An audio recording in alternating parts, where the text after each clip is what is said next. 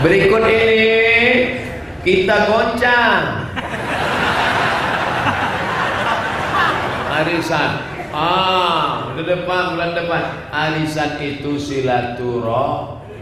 Man habaib satu lahu fi rizqi, siapa yang mau lapang rezekinya, wa yusa'alahu fi asarihi, mau mudah rezekinya, mau panjang umurnya, falyasil rahimahu, hendaklah silaturahim. Tapi kalau hanya sekedar silaturahim, maka dibuatlah arisan. Arisan masyarakat Jawa Timur, arisan masyarakat Minangkabau, arisan alumni SMA 1. Nah, kumpul. Selama di dalamnya baik, gak apa-apa. Arisan itu wadah silaturahim. Jangan arisan untuk pamer harta. Jam berapa ya? Kita jangan. Upah mau menunjukkan gelang besar. Kan gak semua kita rezekinya sama. Mungkin di situ ada yang kaya, tapi ada juga yang susah. Setiap kali dia melihat gelang besar, aduh, gatal ya. Enggak rantai besar. Sampai di sana cuma menceritakan aib orang. Kalau di sana isinya zikir, bagus. Berikut ini kita arisan di rumah Bapak Ano, nanti kita baca Yasin. Bagus, di rumah itu dibacakan Yasin supaya hantu jin kabur semuanya. Bagus. Rumah yang tidak dibacakan Al-Quran, ini ada Al-Quran diletakkan di dalam lemari kaca di ruang tamu. Setiap tamu yang melihat seperti bawa kucing. Wah, pinter Anda, cantik ya. Pernah dibuka enggak? Maka arisan baca Quran. Yasin wal Quranil Hakim, innaka laminal mursalin. Baca. Ini sekarang banyak juga orang arisan baca Yasin yang dibaca ujung-ujungnya. Jaon, Bayagun. Pas baca rame-rame semua bisa baca. Tapi begitu satu-satu diperiksa, baca. Ya Asin. Kau sampai baca Yasin, baca huruf Latin. Hanya belajar baca Quran. Berikut ini kita acara arisan nanti sore, kita akan selingi dengan pembacaan Yasin dengan bimbingan tajwid bersama Ustadz Imam Al-Mukarram Kiai Fulan. Nah, bagus, baik, nggak salah. Tapi kalau cuma datang begitu nggak tertarik Pak Ustadz, gimana kalau diisi dengan goncang uang? Ngumpulnya 100.000, 100.000, 100.000, 100.000, 100.000, 100.000. Setelah itu digoncang, pesertanya ada 100 orang, 100.000, 100 orang. Kalau gitu nariknya 10 juta. Ya bagus. Itu artinya ngutang. Bagi yang sudah narik pertama, jangan nggak datang lagi. Begitu dapat 100.000, alhamdulillah. Inilah yang pertama. Apa hukumnya arisan? Jauhi aja kalau bisa. Arisan lebih baik dijauhi karena memang arisan itu sebenarnya hutang yang diatur supaya kesannya bukan utang. Utang bukan itu. Utang. Kan itu. Orang itu kalau berutang dalam agama, kalau darurat baru boleh. Kalau tidak darurat nggak boleh, ya. Karena orang kalau mati punya utang, masalah, ruhnya akan tergantung antara langit dan bumi. Dalam sebuah hadis dikatakan, dan arisan itu utang. Orang yang kena pertama misalnya, dapat pertama, maka dia jadi masalah, utang. 14 orang yang dia punya utang 13 orang. Yang dia harus bayar setiap bulan.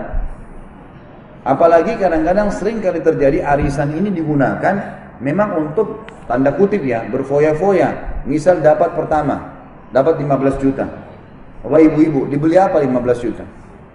Mau syukur-syukur kalau dipakai bayar utang juga atau punya masalah. Enggak, beli tas, beli apa, nggak ada manfaat. Terus itu utang, bangga baru beli benda. Padahal sebenarnya tidak diperlukan, tasnya masih banyak. Lalu untuk apa? Lebih baik jangan. Saya tidak katakan haram ya, lebih baik jangan. Lebih baik jangan. Satu-satunya yang dibolehkan oleh para ulama khusus masalah ini adalah kalau seseorang memang meniatkan bahwasanya arisan diadakan untuk ta'awun, untuk saling bantu. Memang dana diniatkan untuk sosial, ini loh, sosial tiap bulan kita nabung 500.000 untuk siapa diantara kita yang butuh bantuan dikasih. Nanti dia akan dikasih siapa yang mendesak, butuh. mendesak butuh. Misal, oh si fulan ini betul-betul susah dia bantu kena anaknya sakit, kena si fulan, apalah, kasih. Nggak masalah, gitu kan. Nanti kalaupun dia tidak mampu membayarnya, maka itu dimaafin misalnya. Memang dianggap itu kegiatan sosial. Jangan dijadikan sebagai ajang keuntungan, karena nggak ada keuntungan di arisan. Untungannya apa? Utang kok itu. Arisan itu dibangun atas dasar ta'awun, tolong menolong. Untuk punya duit 12 juta saya nggak bisa. Tapi saya harus pakai nabung paksa, semacam nabung. Tapi sifatnya itu membantu. Jadi arisan dibangun dalam rangka tolong menolong. Kita bersepuluh, yuk kita arisan setiap bulan 1 juta deh. Setiap 10 tahun kita sudah dapat 10 juta, 1 juta. Sebulan kita hanya mengeluarkan 1 juta. Dan saya punya harapan nanti pas bulan ke-10 itu pas giliran saya. Anak saya mau sekolah dan sebagainya.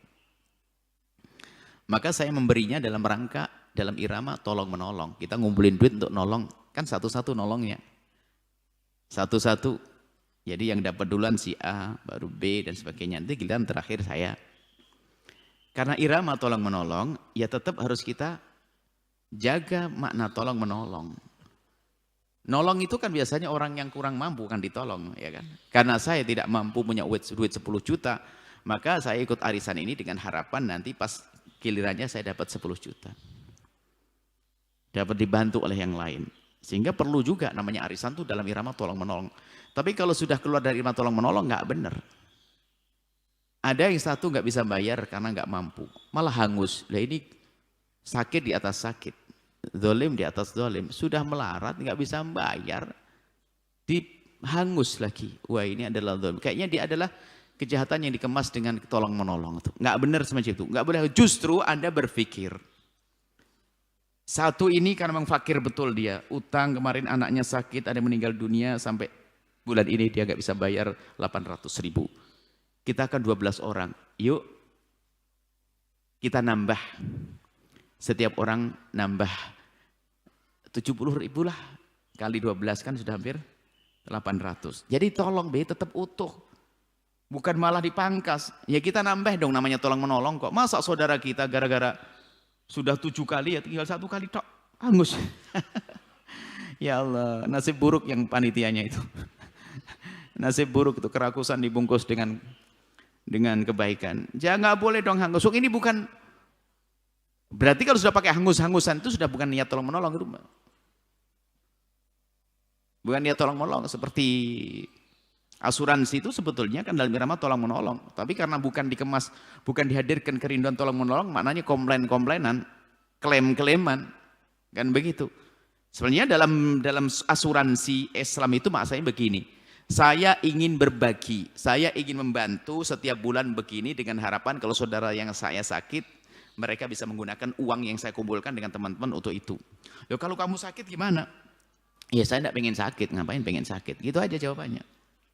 Terus kalau sakit beneran, ya nggak pengen sakit. Enggak seandainya, oh seandainya. Ya karena saya anggota ya mungkin dibantu sama mereka, tapi saya enggak. Saya tujuan saya bantu. Lah itu sebenarnya asuransi. Tapi asuransi karena bukan syar'i, lihat. Kalau asuransi mobil, kalau nabrak sedikit kurang gede, nggak bisa komplain. Tabrak jeder agak kuat dikit. Itu loh misalnya. Karena memang asuransi kalau tidak dikemas dengan Islami akan jadi ladang kejahatan. Tapi kalau dikemas dengan benar Islami akan semakin indah. Sama kayak arisan juga demikian. Nggak boleh ya, tidak boleh hangus dong.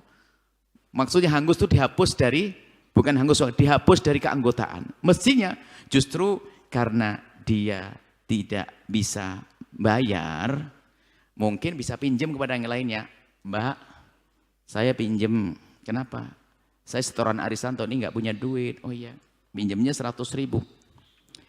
Ya nanti insya Allah kapan-kapan saya bayar. Ya, tetap bayar, tetap jadi anggota. Nanti kalau sudah dapat, ya biar bayar utang selesai. Karena ada caranya. Seneng banget itu panitia kayaknya waktu menghanguskan itu. Mau diambil oleh panitianya.